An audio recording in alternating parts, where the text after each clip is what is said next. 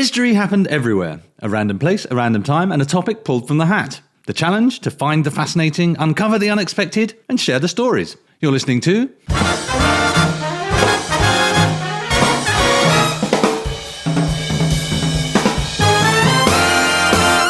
History happened everywhere.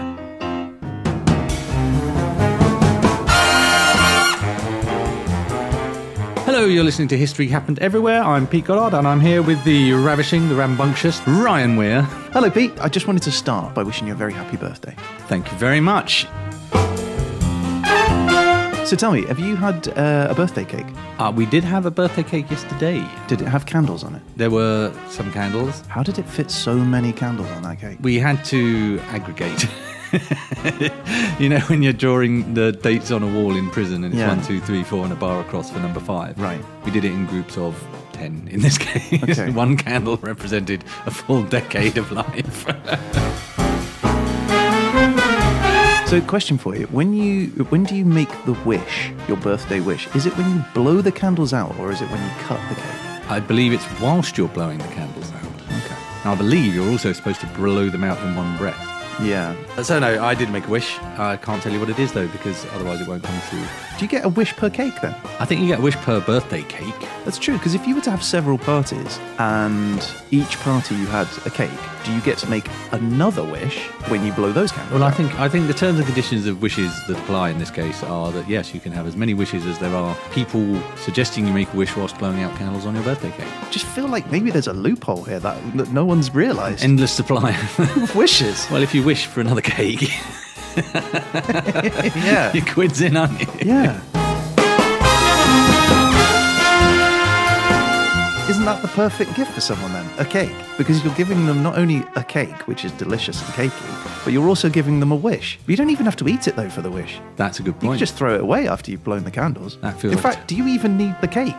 Can you just have candles? That's just blowing out candles. I don't think you get to make a wish every time you blow out. So it has to be connected to some sort of spongy... But does the candle have to touch a cake? Yes. Well, then what classifies as cake? Could it be a pastry? I think a pastry would be acceptable. So if I was to give you a pain au chocolat with a candle in it, yes, you could still make a wish? Yes, absolutely. That feels cheaper than a cake. You're driving down your cost per wish here. So I can get more. I want as many wishes as I can. Right. I don't think you could even have 100,000 wishes. You would run out after about 50. Yeah, but then you could just stack them to the same wish. You think you can double down on your wishes? Well, how much more world peace can you have? If you could really wish it. So it's like mega peace. Yeah. Oh dear. Anyway, I actually, in reality, wished for an excellent podcast. Oh. So I'm hoping that this may come true in the very near future. But in order to do that, obviously, we must remind ourselves, cast our brains back to the last episode and see what's on the menu today. All right, let's do it, shall we? Go back. Okay, are you ready? Yes. Your country is... Ooh, yeah. Australia. Oh, nice. Going down under, my friend. Down under to the Antipodean place. Okay, which also means going you to better the hope for something that's under. not super old.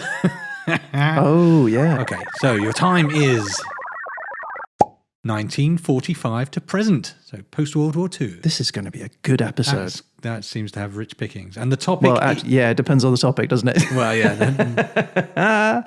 Okay, here we go. Topic is... Yep. Easy come, easy go. Oh. So easy come, easy go in Australia during when? 1945 to present. Easy. Done.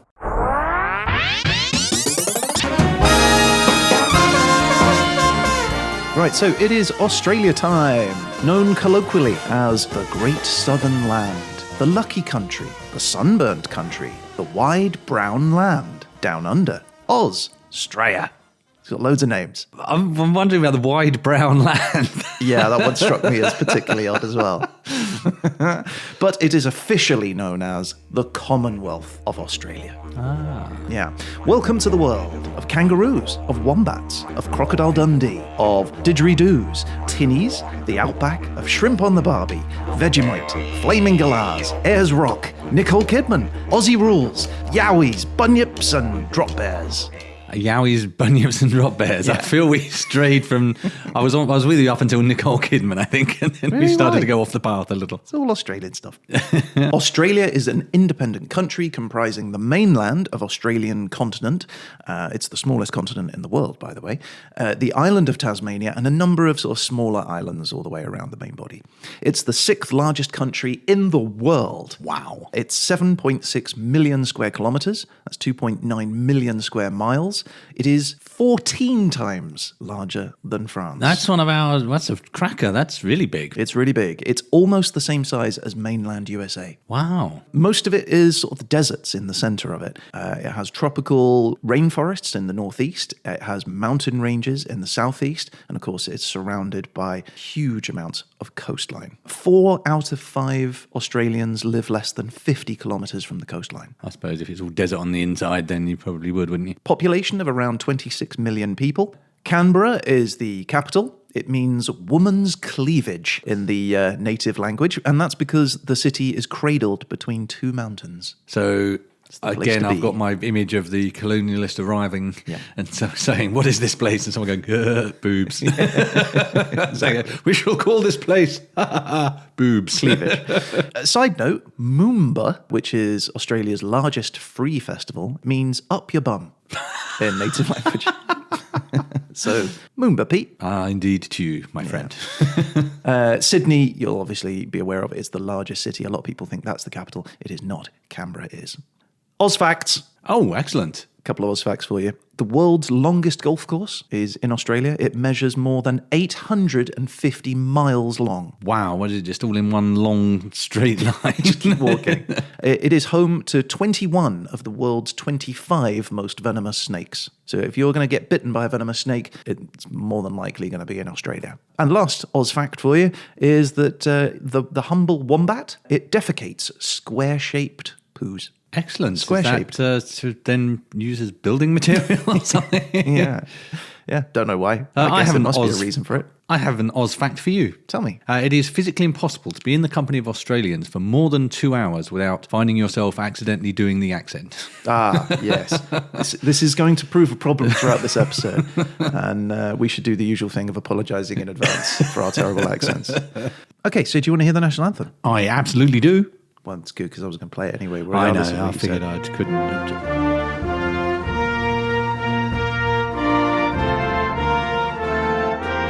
What do you think? I think it's a solid middle-of-the-road entry to the canon of anthems of our podcast so far. It's not rousing me, it's not annoying me. When I think of Australia, I think of something a bit more fun and lively. I thought they could add something a bit more upbeat. Yeah. No, that was fine. Maybe we have a spin-off podcast of National Anthems Reviewed. All right, do you want to hear the national anthem? Yeah? Okay, here we go.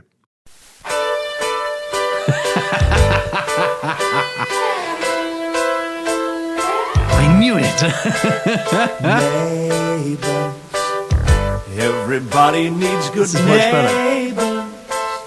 Just a friendly This is wave great. each morning helps to make a better day. This would be a great national anthem. It's all about supporting each other. You're all neighbours, right? Need to Gold get medal to round your know neck. each Yeah. other. Everyone arm in arm at the end of the Next night. door is only a footstep away. So wholesome. I love it. Neighbors, everybody needs good neighbors. With a little understanding, we could be a better friend. Neighbors should be there for one another. I can't argue with that sentiment. That's when good neighbors become good friends. Neighbors.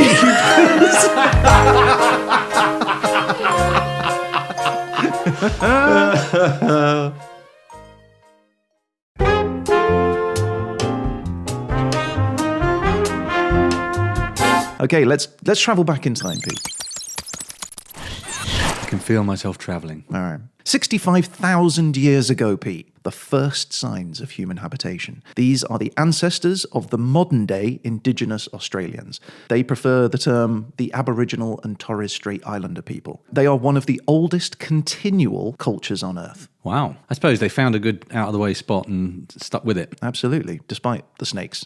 Yeah, I guess they got used to them. The population grew, it's estimated, we don't know obviously for fact, but it's estimated to have grown to around about 750,000 people living in Australia around then. But that's a big place still, so they're not living on top of each other, are they? No, they're not. Spread out throughout the nation. Europeans. On some of the earliest maps, the name Terra Australis appears, and it's the name for a hypothetical continent that people believed was in the southern hemisphere. The first Europeans do arrive, though, and those people were... Portuguese. You'd think so. No, it was not. It was the Dutch. Oh, The Dutch make landfall on the 26th of February, 1606. They travel the western and the northern coastline. The first guy was a guy called Abel Tasman. Oh, ho, yes. Yeah. And he names the place New Holland. They're really unimaginative sometimes, these people, aren't they? They were, yeah. Because would you look at Australia and go, oh, it looks like Holland to me?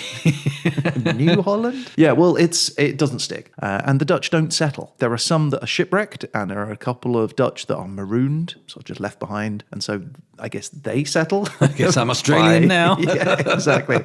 But the Dutch don't settle. So in 1688, so about 80 years later, the English arrive, and they're captained by... Cook. Wrong. William Dampier. Oh. Yeah.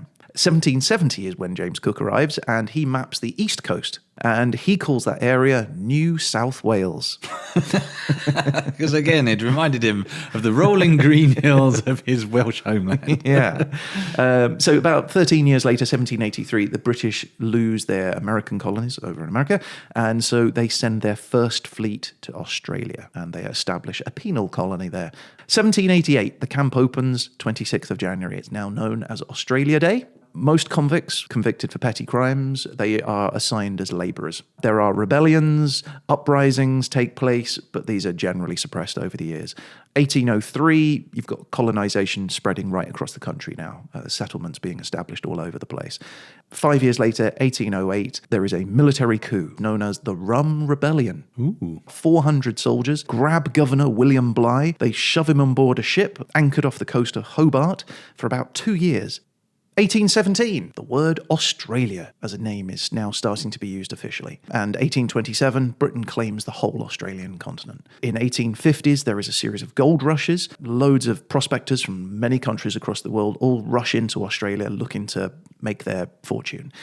1868 is the last of the transported convicts, and in 1869 we have the Aboriginal Protection Act, which sounds great, but it was used to separate children from their families, now known as the Stolen Generations, and official government estimates now say that in certain regions between 1 in 10 and 1 in 3 Indigenous Australian children were forcibly taken from their families and communities between 1910 all the way up to 1970. But going back a little earlier, 1878 to 1880, you might have heard of the Kelly Gang. Yes, I have. Right? Led by notorious outlaw Ned Kelly. He terrorizes the state of Victoria, robbing banks and holding people up. And he was shot, he was arrested, put on trial, and he was hanged. And in typical Aussie laid-back fashion, his final words were, "Such is life." It's a very sanguine approach, isn't it? All right, I guess that's that. Yeah, I guess that's that. And that is something that we will come back to, because this is an episode where the theme or the topic is easy come, easy go. So we'll talk a little bit more about that. In 1907, Australia and the self-governing British colonies are given the status of dominion within the British Empire. Between 1918 to 1945, they take part in World War I, World War II. Post-World War II, Australia opens its doors to immigration from Europe, and the country is basically transformed. 18th of March, 1985, the residents of Ramsay Street in the town of Erinsborough take to our screen for the first time in the TV soap opera Neighbours. And in 1992, the rights of indigenous people to traditional ownership of the land is finally recognized, pretty recently. 1999, a referendum is held to decide on whether or not Australia wants to become a republic with a president. It was rejected by 55% of the people and 2/3 of the parliament. That basically means you get the Queen on your banknotes, and it's not hugely more than that, I don't think. And the flag on your flag. Yes, the Union Jack on your flag. Secret flag on this. That's right. So there's kind of a very quick summary of the history of Australia there. Well done. That's right from the start.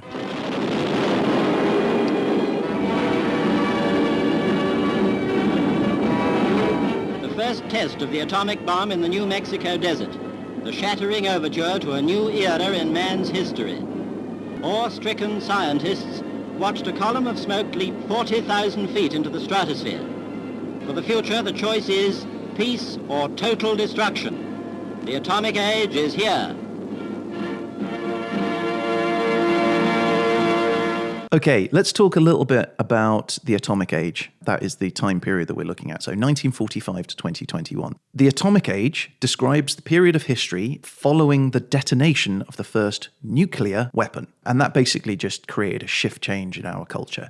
It's a phrase, the atomic age. It's coined by a journalist called William L. Lawrence. He was a Pulitzer Prize-winning journalist with the New York Times. He was known as Atomic Bill. He was the only journalist to receive access to the US nuclear weapons activities. He witnessed all of the weapons tests and was on the plane that dropped the atomic bomb over Nagasaki. Oh, wow. Yeah, so he really did know his stuff. He went on to write loads of articles and books on the power of the weapons and the ethical implications for their use.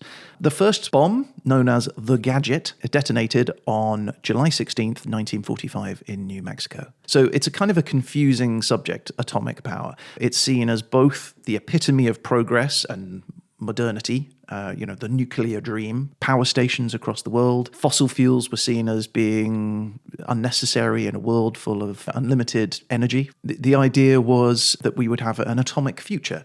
We would transform the deserts and thaw the frozen poles and make the whole Earth one smiling Garden of Eden, in quotes. In fact, one science writer, David Dates, wrote that instead of filling the gas tank of your car 2 or 3 times a week, you will travel for a year on a pellet of atomic energy the size of a vitamin pill, which of course we all do now. Absolutely. I mean, I need to replace my pill, actually. Coming up to a year's use out of it. Glenn T. Seaborg, chairman of the Atomic Energy Commission, he wrote, there will be nuclear-powered Earth-to-Moon shuttles, nuclear-powered artificial hearts, plutonium-heated swimming pools for scuba divers, and much more. But it was also seen as kind of terrifying and catastrophic at the same time, right? The power of it is huge. So about 140,000 people of Hiroshima's 350,000 population were killed.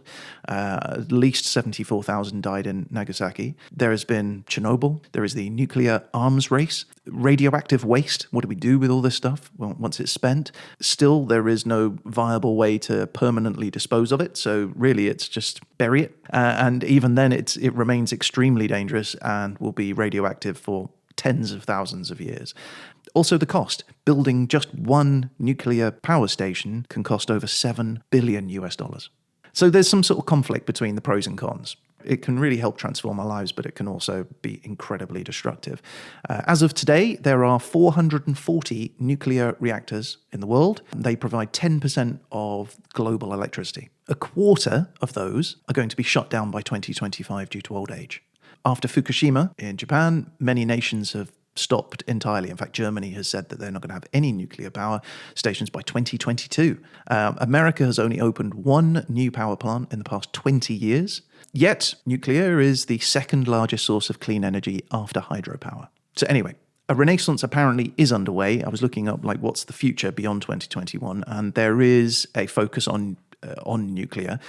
So fossil fuels are being phased out. There is an envisioned increase of nuclear power by around 59 to 106% by 2030. And the safety mechanisms for that have been done by sort of an evolution in the reactor design. So things have changed from the ones that we are perhaps more familiar with today. There are new technologies being proposed which make it cleaner, safer, more reliable. Yeah, I've spoken to a few people on matters environmental, and there is a definite, very significant school of thought that nuclear is a much more viable solution than the things we think of as renewables, and in terms of wind and solar and all of that. Yep. I'm still waiting for the time where we have that end of the Back to the Future scene where we just chuck our banana peels into a reactor. Banana peel power. Exactly, and then off we go. Yeah. I mean, no one's getting any trouble from a banana peel, right? Yeah. Okay, so then that brings us to the topic. Easy come, easy go. Easy come, easy go. Up, down, all around. Kiss the kiss and pound delicious. So nutritious. Sailor beware, take it slow. Easy come, easy go. Sailor beware. It's an expression. It means that something of value that has been gained without any real effort can be sort of abandoned or lost without any real regret. So I find a tenner in the street, it blows out of my hand in a gust of wind. Well, easy come, easy go. There you go. It's kind of relevant for Australia, I think, because this is a people and a culture which, whether it's true or not, are kind of known to be somewhat laid back and have a relaxed attitude to life. A bloke or a Sheila who calls everyone mate, says things like, no worries, mate, she'll be right. Everything is going to be fine. It's a national stoicism that suggests everything is going to turn out all right in the end, and because of that, there's no real point in worrying about it. Which for a nation with that many poisonous creatures is a remarkable outlook. Yeah, it really is. Yeah. Yeah. So I'm going to talk to you today about 3 examples of easy come, easy go in Australia. But before we do, I thought we could just have a little snack and a little drink to get us going. So I'm going to play some music and I'll come back in 1 second. All right. You got a light, buddy? Yeah, sure, kid. There you go. And your wallet. Nick, give him your wallet. What for? He's got a knife. That's not a knife. That's a knife. Okay, so I'm back. Right, you have some things in front of you there, Pete. I do. Right, so first of all, let's start with the drink. So we've got 3 stories to tell, and in front of you, you might notice there are 6 bottles of beer. They are Victoria Bitter, which is the Australian beer. VB, that is a slab of Vic Stubbies, as they're known. A slab of Vic Stubbies. Yeah. Stubby being a small bottle, I take it. I guess so, yeah. And a slab being a little pack of them. Yeah. So we'll have one of those per story. You also have some snacks in front of you. You have a chocolate bar. Yes, this is a dairy milk marble. Yeah. It's milk and white chocolate with some hazelnut praline centre, it says here. Yeah. Then we've also got another traditional Australian snack, which I thought might be fun. I'm nervous about this one, I'll be honest. Yeah, well, this one is called fairy bread. This is a lovely birthday party kind of treat. And how given appropriate. it's your birthday and, why not? Let's have a little treat. What you take is fresh, white, processed bread. The cheapest white bread you can get sliced. So feel free to do this Right, while we're we're doing doing this it. now, okay. Yeah. So you take a slice of that. Yep, this is the whitest of breads. Oh, Okay. there's a bit of crust on that one. Hang on, let me get something a bit more. Yeah, no, you don't want crust. Middle piece. Definitely don't want crust. So Okay. nice and soft and fresh. Okay, you also have some spreadable butter there. So Yeah. go ahead and apply liberally, Liberally. edge to edge, as much spreadable butter as you can. Oh, my lord. Okay. Be generous, it says here, and spread the butter right to the edges. Right to the edges. I am on my way to full Australianness. Okay, then you might notice there is a little jar of tiny candy beads known as hundreds and thousands. Hundreds and thousands. There's a whole jar of hundreds and thousands here. Okay, so now sprinkle those hundreds and thousands over the bread. Right. Sprinkly, sprinkly. I mean, it's a visual treat. So now what you need to do is cut them into triangles. Apparently that is important. That is a key element, Cut is your it? bread slice into small triangles and serve. Small triangles coming up. So I'll post the recipe for fairy bread It's relatively straightforward, I would say. in the notes for this episode. Okay, should we try it? Should we Right, try a let's piece of Have fairy a little bread? triangle. Have a triangle, my friend. Thank you. All right, okay. All right, here we go. Good on you, mate. Crunchy. It's very crunchy, isn't it? It's really got that buttery kick. It's very buttery and crunchy. It's not as sweet as I thought it would be. No, I think the sweetness follows on because I'm now just starting to get the sweet. It's quite strong. You know, one triangle is enough, I would say. Okay, let's get us a beer. Let's start with the first story, shall we? Right, here we go. VB. All right, well, happy birthday, mate. Good on ya. Cheers. It's cold. It's like a lager. A little bit malty. It's called Victoria Bitter, but it's not a bitter. It's more of a lager. It is, isn't it? It's got a little fact on the lid, though. No way. Yeah. Really? Oh, that's cool. On the inside. I wasn't aware of that. Little hidden fact. Little Easter egg. So this one's in very tiny writing. It says, true or false, Neighbours has over 1,000 more episodes than Home and Away. True. Flaming true. That is literally what it says. Okay. This one I don't quite get. The highest ODI score was 417. I don't know what an ODI score is. I don't either. I'm guessing cricket. Could be. Because Sounds Australia, crickety, doesn't it? Yeah. Made by Australia against Afghanistan in 2015. Wow. ODI. Oh, should we just ask the woman? Yeah, lady of the internet. All right. Sheila of the internet. What is the ODI score? G'day. This is the voice of the internet. An ODI is an initialism for one-day international cricket. A form of limited overs cricket, the game is played between two international teams, in which they both face a fixed number of overs, currently 50, with the game lasting up to 9 hours. The Cricket World Cup is held every 4 years and plays this format. Cheers, mate. All right. Okay. Yeah, no, that makes sense now. Okay, let's begin with story number 1. The Castaway Millionaire. Ooh. Okay, I'm going to take you to the northeastern corner of Australia. It's in the state of Queensland. In the far north corner of Queensland is the Shire of Cook. Ooh, sounds idyllic. Yeah, and within the Shire of Cook is a remote coastal locality called Iron Range. That sounds less tempting. Yeah, there is just a few hundred meters off the coastline a small island called Malupiku Island, or Restoration Island, made famous by the Captain Bligh of the Mutiny of the Bounty, who landed on the island in 1789 after being marooned by the mutinous men on board his ship.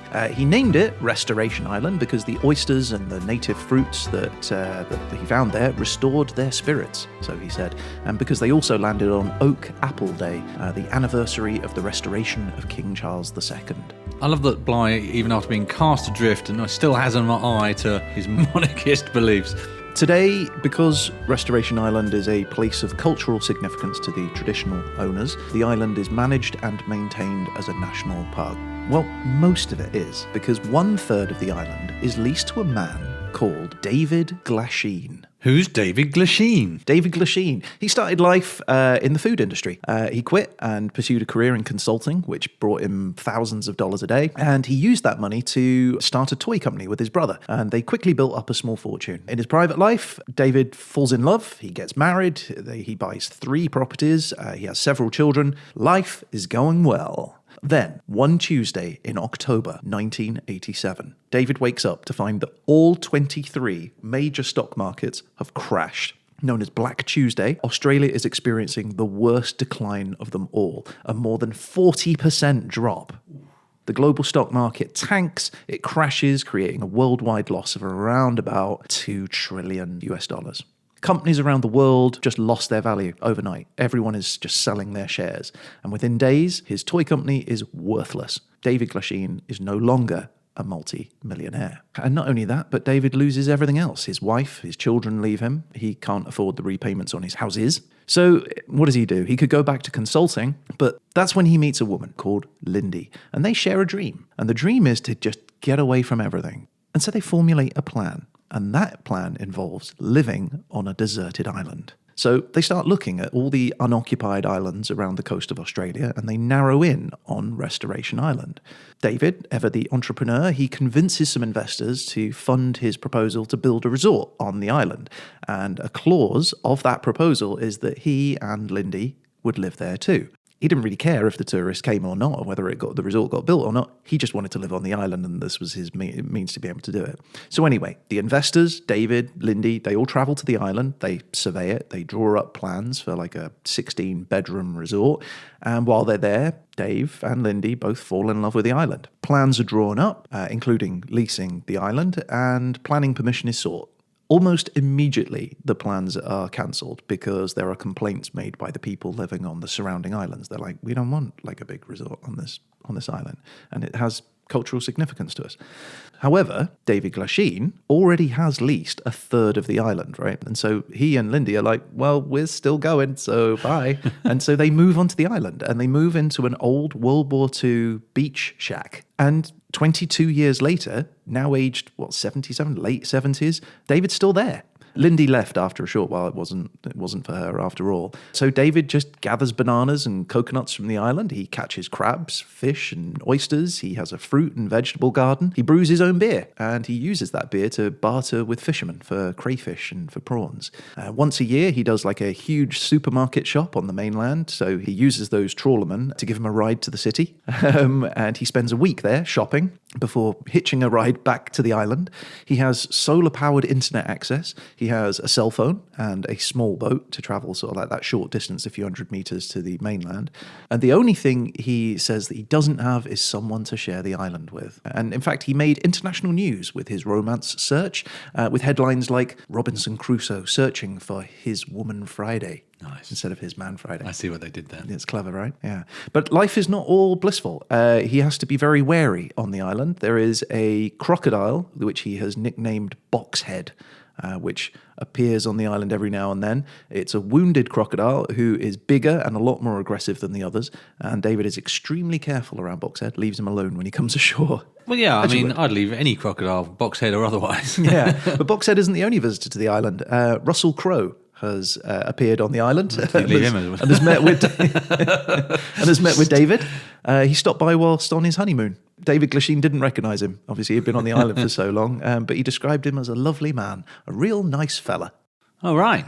So there you go. And so the ex-businessman, the ex-millionaire, now hermit stroke castaway, he finds himself living on the island free from the stresses of modern life and relying mostly on sort of Mother Nature around him. In an interview, he was asked what it was like losing his fortune, and he said, well, I survived physically, but mentally it was hard. I felt like a complete failure, even though the crash wasn't my fault. There was nothing I could have done to stop it, but I felt like a failure.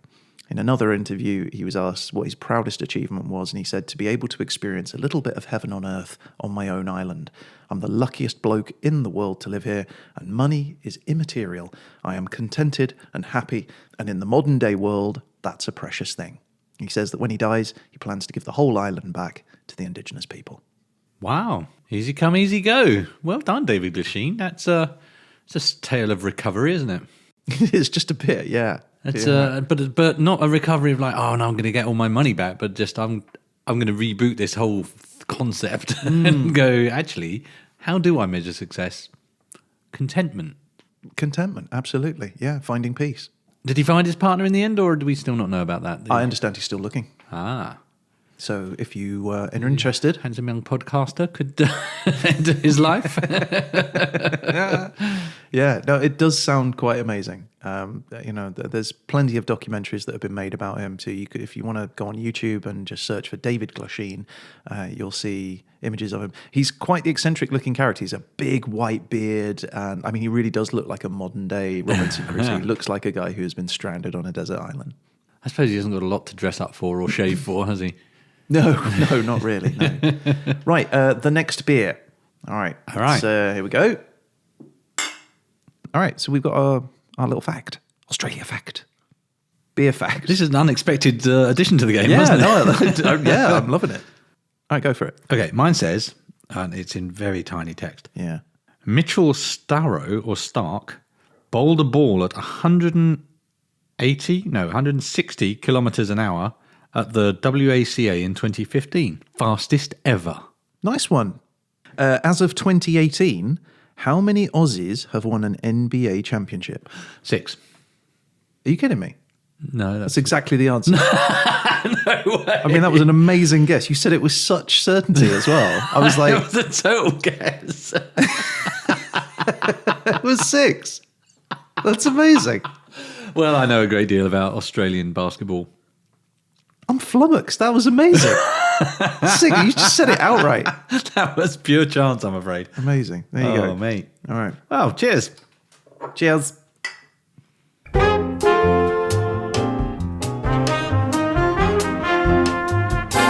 Okay, story number 2. I want to tell you about another guy, this time a younger man, a man called Campbell Simpson. Campbell Simpson, a name to conjure with. It is. So it's 2010, and a young man named Campbell Simpson is living in Melbourne. He's fresh out of university, he's living with his parents. But he scored himself a pretty cool job. He's working as a news journalist for Gizmodo Australia. If you know of Gizmodo, it's an award-winning website. They cover design, technology, science, pop culture, that sort of stuff. He writes reviews in his job there, analysis on everything from gadgets and science, entertainment, and gaming.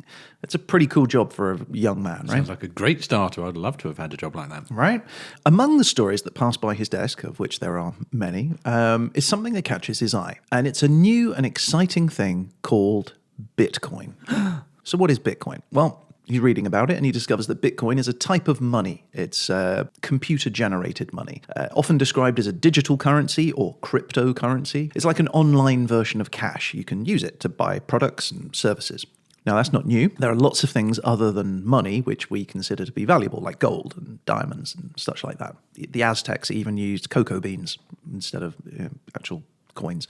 The point being that Bitcoins are valuable because people are willing to exchange them for goods, services, and cash. Like a lump of gold or cocoa bean in your pocket. A Bitcoin is a computer file which is stored in a digital wallet on a smartphone or a computer. And people send Bitcoins to each other between these wallets. Every transaction, that's recorded down and it's listed on a public list that anyone can see called the blockchain. And the blockchain makes it possible to sort of trace the history of those transactions as you go. It stops people from spending other coins they don't own or making copies of them or undoing any transactions that have been made. And that's the difference really between cryptocurrency and sort of traditional banking, which is that traditional money is sort of controlled by central banks. You don't get to see that, right? It's just all done in the background. So to keep and store dollars and pounds, and euros and traditional currency, you have to open a bank account, which is fine. You know, most of us have those. But there are 1.7 billion adults in the world who can't open a bank account, right? Because they live in countries without banking services. They have no means to verify their identity because, you know, they're immigrants or whatever, or they're subject to persecution by their government, their ruling entity who say, no, you can't have one. And if you don't have a bank account, that means you can't get credit, you can't do business on any significant scale, and you're restricted to just using cash, which is becoming less and less common. People aren't doing that. They're using cards and, you know, other different technologies. And you can't use it online either. Right, so you're really restricted. So 1 in 7 people in the world have almost zero options to improve their financial well-being. So cryptocurrencies and Bitcoin allow those people, often in sort of your underdeveloped countries, to leapfrog traditional technology and go straight to the modern tech. You know, 2 billion people are about to get satellite internet and cell phone access in the next sort of 10 years or so, and they aren't going to take the time to learn about antiquated banking when they could just move straight to more easier, safer and secure systems. It's like, you know, jumping from telephone lines to cell phones. Like, why would you do that if you don't have to? You could just jump straight to cell phones. Anyway, what it means is it puts the power of banking in the people's hands rather than in the hands of the banks or in the governments. And because of that, many people think that Bitcoin, cryptocurrencies, is the future of banking. Okay, so that's what Campbell Simpson is reading about. And he's getting himself, as a young man, he's excited. This is his potential future. So he reads about it, and as a journalist, you know, his interest is piqued. So he decides that, you know what, I'm going to try and get a bit involved in this and understand a bit more about what this Bitcoin is. So he sets out to try and buy himself some Bitcoin. Problem is, it's not easy to get in 2010. There aren't many places online to do it. You have to really search for it. But eventually, he finds a place. He finds this website where someone is selling Bitcoin. And so he buys around about 1,400 Bitcoin for about 25 Australian dollars. So not very much, just a tokenary amount just to sort of see what it's all about. He receives the Bitcoin. It's essentially a text file, which he then needs to keep safe, right? So he stores it in a cold storage wallet, which is basically just his favorite hard drive, an external hard drive that plugs into his computer and you can store it on that. This is his favorite hard drive. It's got music and movies on it. He's got his writing on it, his portfolio. He's got his university work on it, photos, family and friends. It's his hard drive. He uses it for everything. It's just keeps it safe and makes sure that if his laptop or computer goes kaput, he's got it stored somewhere else. So it's safe. Anyway, around this time, Campbell decides that he's going to move in with his long-term girlfriend. And so he does that. He moves out of his parents' home and moves in with his girlfriend. But about a year or so later, the couple split up. Boo, shame. They were such a lovely couple. I know. I really like them. I mean, who do we have around for dinner now? I mean, who do we blame? Anyway, Campbell is then forced to move back in with his parents, which he does. But during that move, he decides he's going to use the opportunity to sort of clear out some of the stuff that had sort of, accumulated over the years as a tech journalist, right? So he's got USB cables and he's got like USB sticks and he's got 3D glasses and, components for his computer and all this sort of stuff. And he's just throwing that in the trash. Now, during that clean out, he picks up that external hard drive with his stuff on him. And he looks at it and he thinks, you know what? A few years have passed. Time is not kind to technology. This drive is old. It kind of has an annoying click every time he plugs it in and it's whirring around. The little, the motor in is just like click, click, click, click, click. So that's kind of annoying. I've got other, better, more portable hard drives, right? All the photos are stored elsewhere. The writing, that's online in Google or somewhere else. All the music I've now got on my desktop PC. I'm just going to throw the hard drive away. So he throws the hard drive away. A couple of months later, Campbell's sitting there and he remembers something important to him. Oh, no. There was something on that hard drive that he really, really wanted. Any idea what it might be? Might it be the Bitcoin wallet? It wasn't. It was a series of Clive Owen short films that he'd saved onto the hard drive because they were hard to find on the internet. And he was like, dang it, why did I throw that away? I really want to watch those movies again and I can't find them anywhere else. And from remembering that, he also remembered the file with the Bitcoin. Now, out of curiosity, he goes and he checks the price of Bitcoin. All right, it's been a couple of years, so he just has a little look. And sure enough, the price has skyrocketed since he bought it. All right, when he bought it at barely more than a cent for a Bitcoin, it's now around $2.50 per coin. So that $25 investment that he made is now worth $4,000. Amazing, right? And he's annoyed because he's like, well, I've just come back from a holiday. That $4,000 would have paid for that entire holiday. That's like, that's so annoying and frustrating. Whatever, right? It's not that big a deal, right? Easy come, easy go. Right. Besides, he'd also just got a promotion. So, it's fine. I'm now getting paid way more than what that $4,000 worth. So I just, chalk it up as a loss and that's the end of it. Bitcoin's fun fad. It's done. Good story to tell over a beer, right?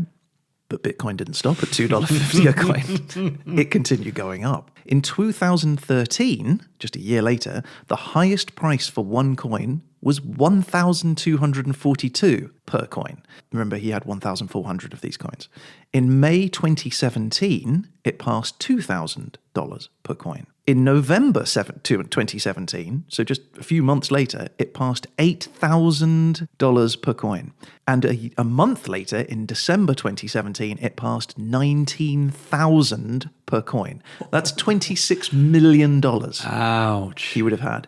And in April 2021, it hit $60,000 per coin. So by the end of 2021, some say that Bitcoin could reach 100,000 US dollars per coin or higher. Basically, that would make Campbell's missing Bitcoin worth $140 million.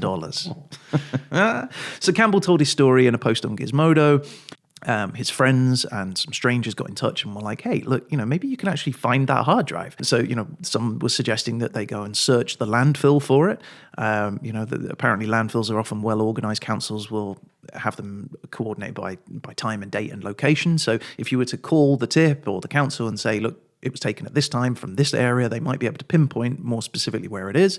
They were also suggesting that he essentially paid someone, like give them a quarter of the stake of it to go and just find that hard drive.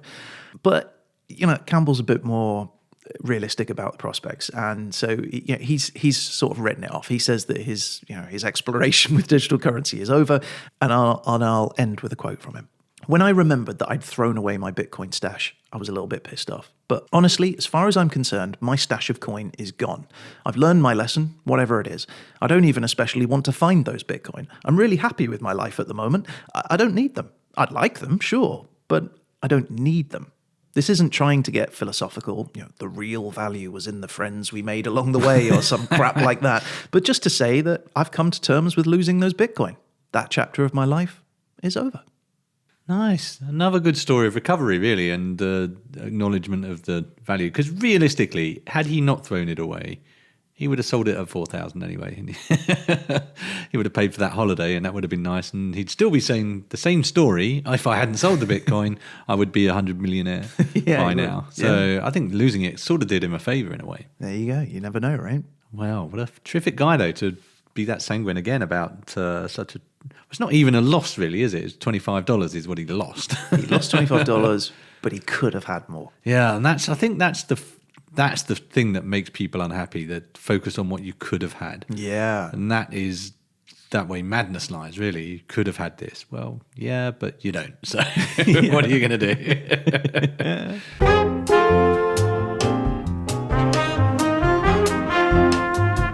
Okay, right. So that brings us to our third and final story. Well, can I freshen your beer, sir? Yeah, if you wouldn't mind. Yeah, here we go. Third one. Okay, my bottle top says, Australia hold the record for the highest and second highest scores in international soccer. Really? That's what it says. Doesn't say what they are, though. No. Okay. Reg Snowy Baker represented Australia in rugby, boxing, swimming, and diving. Wow. Snowy was a nice one, all-rounder. Snowy. Well done, Snowy. Here's to you, mate. Okay, my third story is called The Rise and Fall of the Easy Beats. Ooh. How much of the act is music and how much of it is, well, your appearance, hair and fancy clothes and a good publicity agent and so on? The lot makes up a good group. Do you think you could all be tone deaf and still, get away with it? Women. Okay, so, well, who or what are the Easy Beats? Well, the Easy Beats are an Australian rock band. They formed in Sydney in late 1964. They were Dick Diamond, Harry Vander, Snowy Fleet, George Young, and Stevie Wright. They are considered to be one of the most important rock acts in 1960s Australia, enjoying the same kind of level of success as the Beatles. Wow, the Australian Beatles. The Australian Beatles, that's right. They started by touring locally. They soon got an agent and they signed to EMI, and success came super fast. Their first commercial success was She's So Fine, and it reached number 3 on the Australian charts. Wow. Let's have a listen.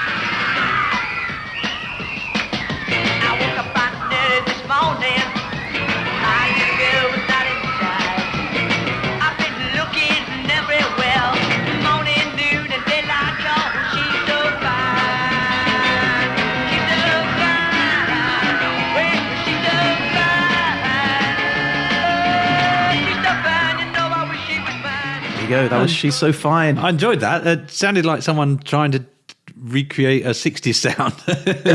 Yeah. Okay, so their concerts get that Beatlemania level of adoration from their fans, right? Which I could hear in the background of that other song. You can totally hear it, yeah. And that is where instead of Beatlemania, they were dubbed Easy Fever. Easy Fever. Yeah. They're looking at they've already got Fever. They already have beat in there, and like, be easy. No, okay. Let's just not go down the beat. Yeah. So in 1965, they released their first album, Easy, and United Artists signed them up. 1966, it's all going so well, they record a farewell TV special and leave Australia for the UK. Ooh. Global success, right? They don't want to be just Australian anymore. So they go to the UK, they go to Abbey Road, and they release the single, Friday on My Mind. Let's hear it. I'm hoping you're going to play it, because otherwise I've just said, let's hear it, and you're going to go, no, copyright reasons. Monday morning feels so bad. Everybody seems to nag me. Coming Tuesday, I feel better. I get the Kinks vibe off this one. Even my old man looks I like this. good. Wednesday just don't go. Thursday goes too slow. I've got Friday on my mind. Gonna have fun in the city. Be with my girl, she's so pretty. She looks fine tonight. She's outside to me. rockier. I like that. I preferred that to the first one, if I'm honest. Well, yeah, you're not wrong. Everyone else did as well. It was a hit. It reached number 6 in the UK. Nice. Their first song in the UK hits number 6. It was number 1 in Australia, and it was top 20 across Europe, Canada, and the United States. It was awarded a gold disc. Friday on My Mind. It's a great song. I really like it. 1967, they follow up with Who'll Be the One? But it's a flop. So we're not even going to play it. It didn't even make the UK charts. Wow. Not even the top 100. And and it only got to number 14 in Australia. But it's no problem because they've been asked to go and support the Rolling Stones on tour in Europe. That feels like a big opportunity. Big opportunity. So that's what they do. They go and do that. And they released their first album under United Artists, Good Friday. It's not a success. So they return to Australia and they do a tour there because that's where their main fans are. At the end of that tour, Snowy Fleet, the drummer, he quits. I feel like the drummer is often the most replaceable of all the band members. No one's going to go, those drums aren't the same as Snowy's, are they? There's drummers out there really angry at you I know. Yeah. Sorry, drummers, feel free to complain to Pete and Ryan at hhepodcast.com. All I can hear is angry drums. So the band return to the UK and they shake things up. They record Heaven and Hell, a psychedelic pop song. Ooh. Let's hear a bit of that.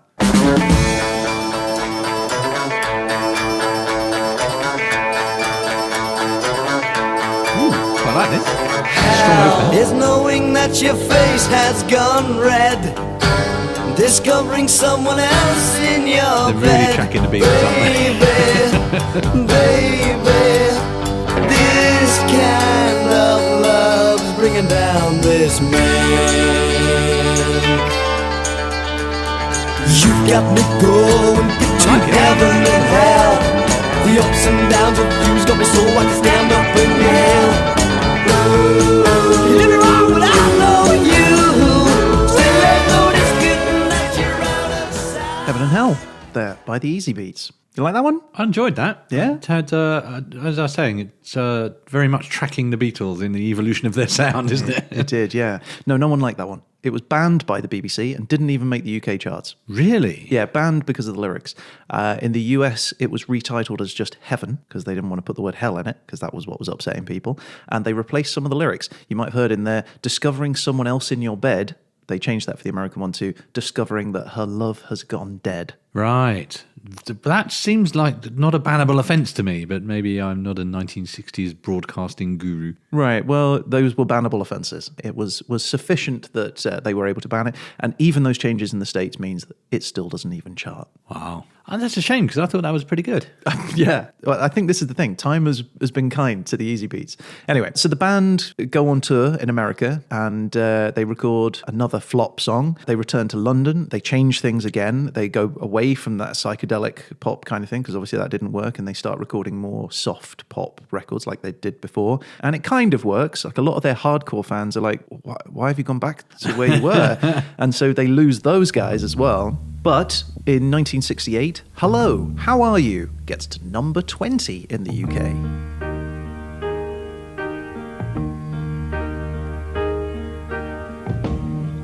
The neon light shines on the cars and people rushing by through the fog in the chill of the night, and the rain comes pouring down, and suddenly I see her face coming through the crowd.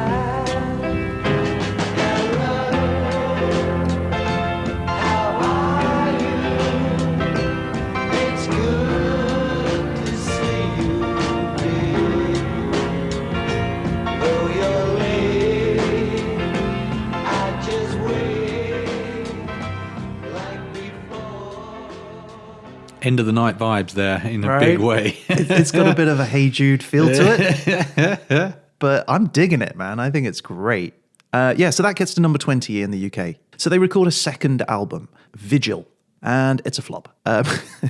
Although one of the tracks, a song called Good Times, playing on BBC Radio, And Paul McCartney, who's driving down the road through London in the traffic, and he hears the song, and so the anecdote goes, he calls up the BBC and he says, "Hey, it's Paul McCartney.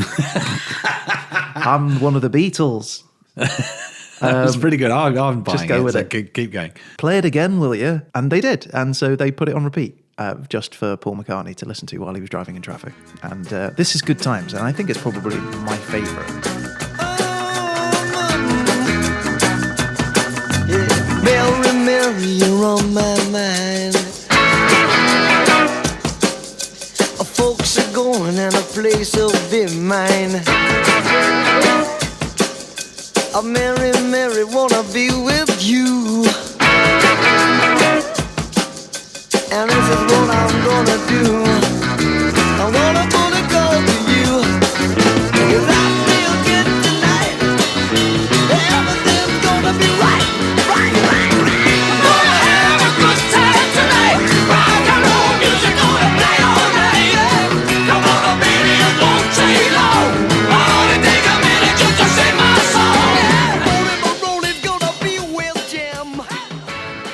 That would not have sounded out of place in the Ordinary Boys and the Arctic Monkeys. You could have put them in there and they would have sounded quite similar, I think. Right? Yeah. That was good. Absolutely. I enjoyed that a lot. Get a cover done of that. Good times. So there you go. They release another track from the album Vigil, Lay Me Down and Die, and it is their biggest flop yet. It is slammed by the critics. They're really on a knife edge here, aren't they? They're like, this one went, and this one didn't. And this one's gone okay, and this one hasn't. Yeah. So Lay Me Down and Die is their biggest flop yet, and it's slammed by critics, and it reaches only number 59 in Australia, home territory, and it still doesn't do well there. Yeah. So 2 years after leaving Australia for their huge global fame and success, the band starts falling apart. There is the failure of the music. Drugs are starting to factor in the lifestyles of some of the band members. There is a desire for more creative independence, as often happens in bands. There is crippling debts, right? They're all investing money in tours and in releasing these albums and things, and they're not getting the money from the sales. And there's the distance from the family. Their family are in Australia and they're traveling around all the time. So, there's pressures mounting. So in 1969, they split with United Artists and they joined Polydor. They released St. Louis, the song. It's a flop. It fails to chart in the UK, only number 21 in Australia. So they end their relationship with their manager. They have a short European tour. And at the end of that, they have to reluctantly accept a 5-week tour of Australia. So they have to go back. When they get there, they realize they're just playing tin pot venues. These aren't arenas anymore. These aren't the big stadium stuff that they were used to.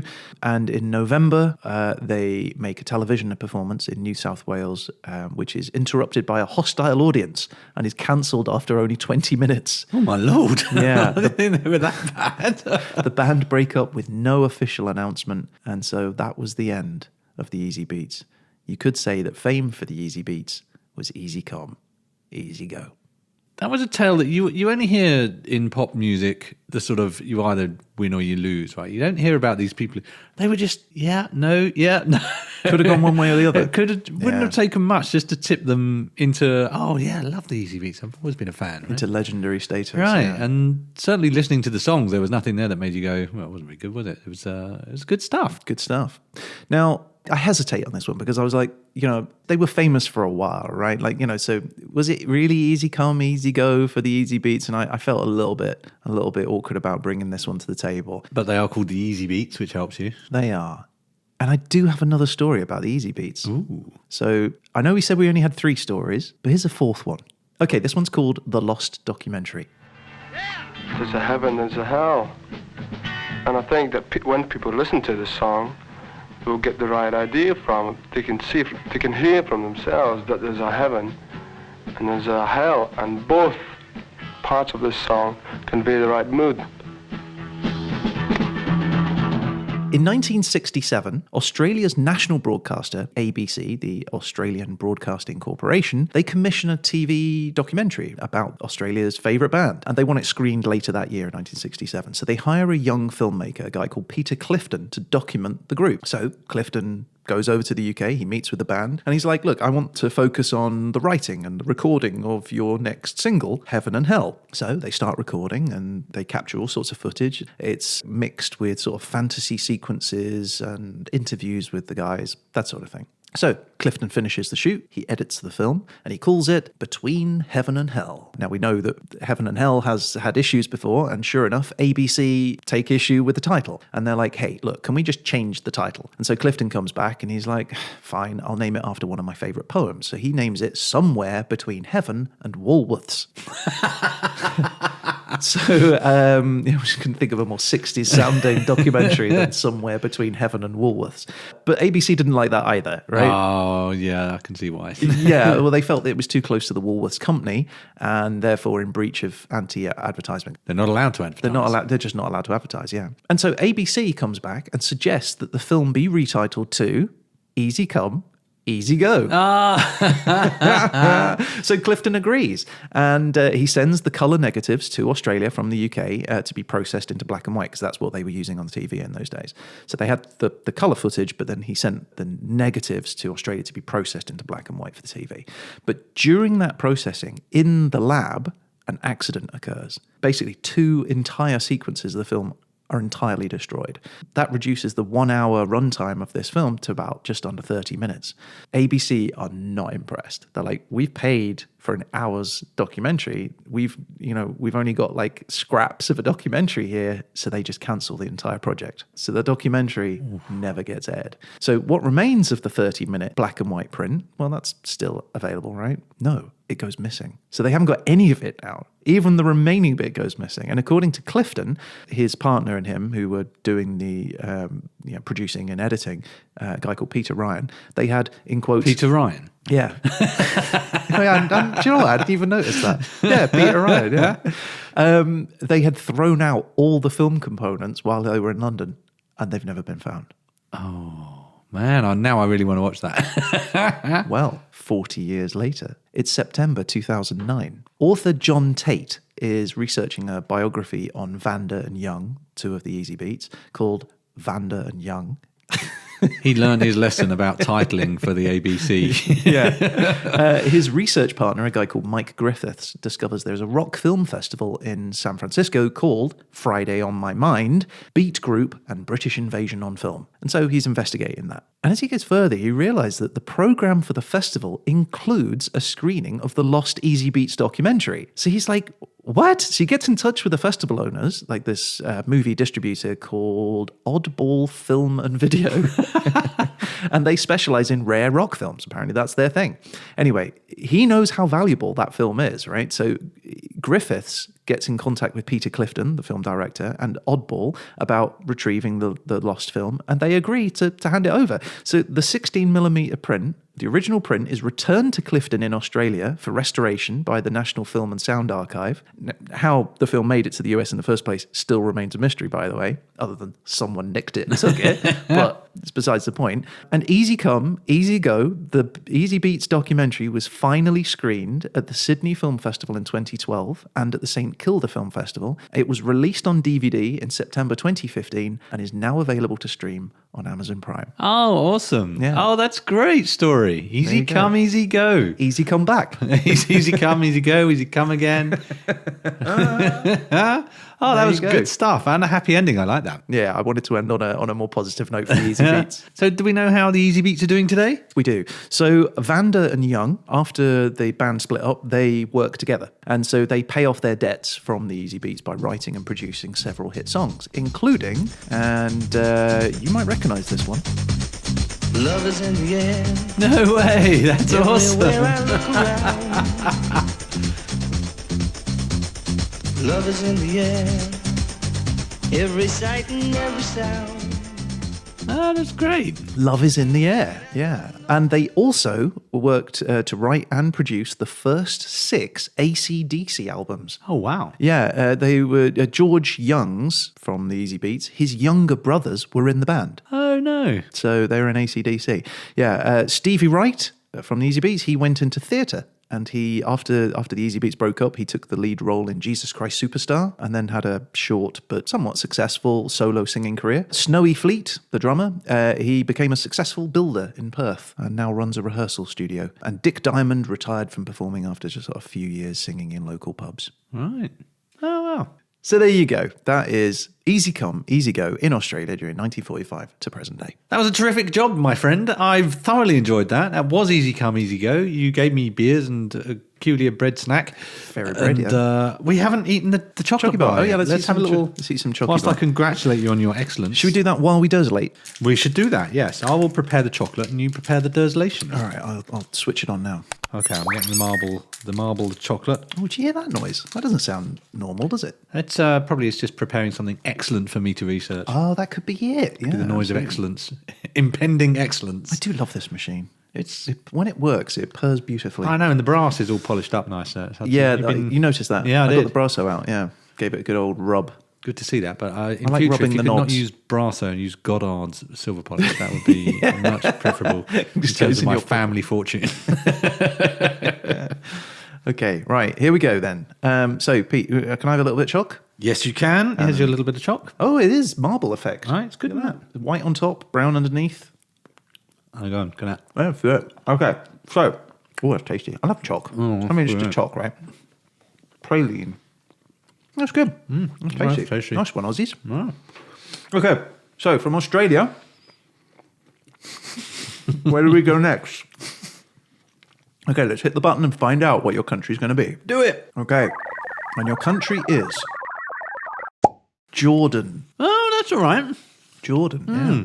Okay, so let's find out what your time period is. This is going to be critical. Okay, ready? Oh, no. It's the Paleogene. What? 42 million BCE. Okay. 42 million BC. 42 million BCE, yeah. Okay, well, I guess it all hinges on the topic, really, doesn't it? Well- because if it's sport, you might have some issues. 42 million to what, though? No, it's just 42 million BCE. Oh, right. It's the Paleogene. Just that 1 year. Whenever the Paleogene was. Okay. The topic is... Oh, my gosh. Okay, it's the early bird. Well, that's acceptable, I think. Well, in the sense that it's vague enough for you to find anything and try and associate in this with early bird period. Were there birds 42 million years ago? I don't know. I mean, dinosaurs were birds, right? I'm sure there's an Archaeopteryx or something that's out there. Oh, this is going to be tough for you. Oh, my Lord. All right, well, there you go. So, the Derslator has spoken. You are going to be talking to us about the early bird Early bird. in Jordan Yeah. during the Paleogene period. Right. 42 million years ago. Good luck, Pete. Thanks, Ryan. I feel like I'm going to need it on this one. We look forward to hearing what you have to say.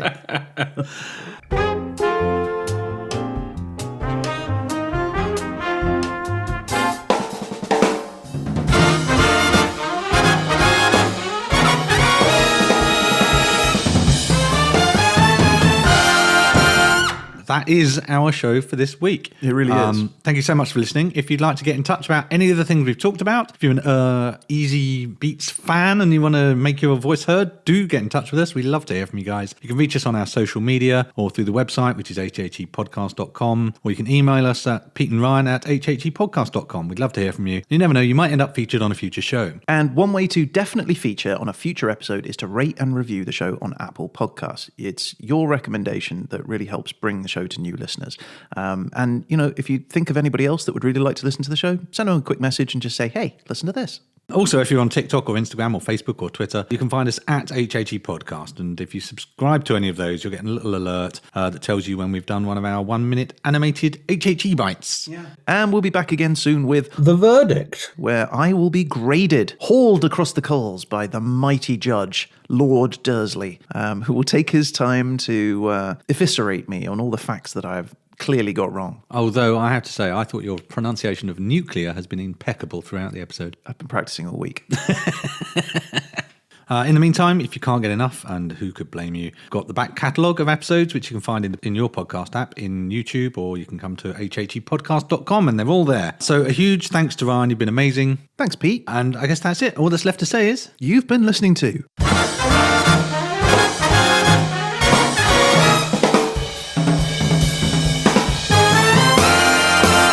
History happened everywhere.